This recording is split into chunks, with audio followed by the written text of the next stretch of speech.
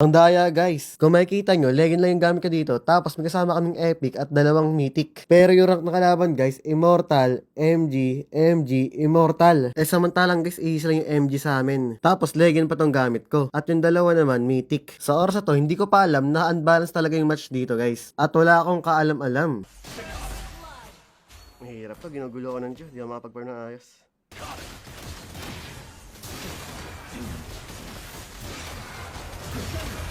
Wait lang, paano yun?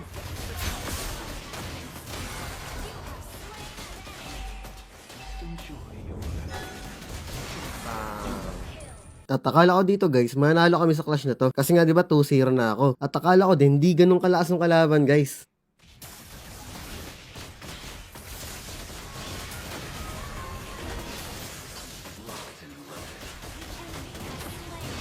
Ano yan?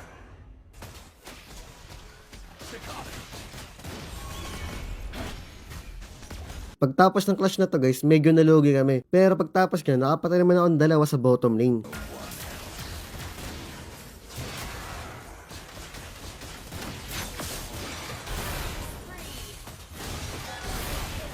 Hey. Pagtapos ng lahat ng yon, di na ako naka-score guys. Sunod-sunod na yung patay ko dito. 5 sunod-sunod guys na puro patay. Tapos pinapasok-pasok na kami ng kalaban sa base. Kaya yun, dito na nagsimula yung paghihirap namin guys.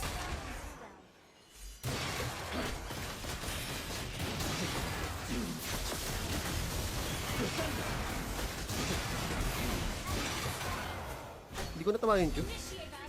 Back na Briggs. Saka lang yan, nakaisa tayo. Ang kulat na yung Arlot, sobra. Ayun lang.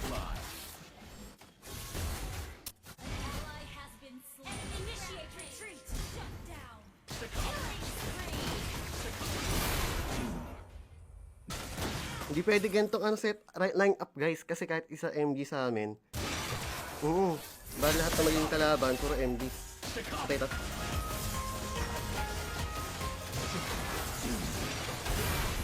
Kala ko di siya makapatay dun guys eh.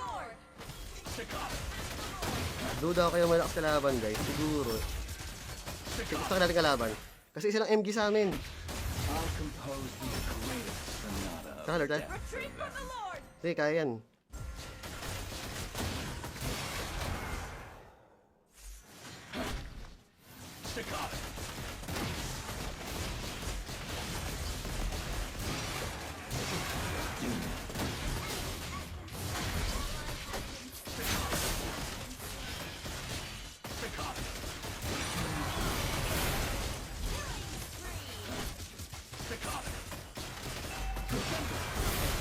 Okay, pwede nga mag-lord dito, Joy to.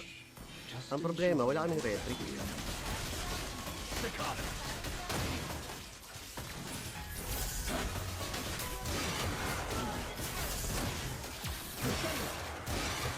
Sige, lord kaya, buling ito.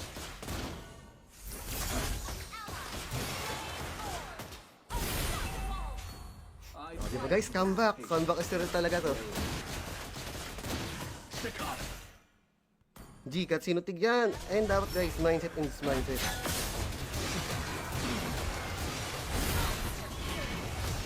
Ako tinagit to. Yeah, wala kang kampi ah. Okay, tapos to guys. Ako target ng Chu. Ang galing na kalaban guys, promise. Kaso Gringer kasi ganun eh.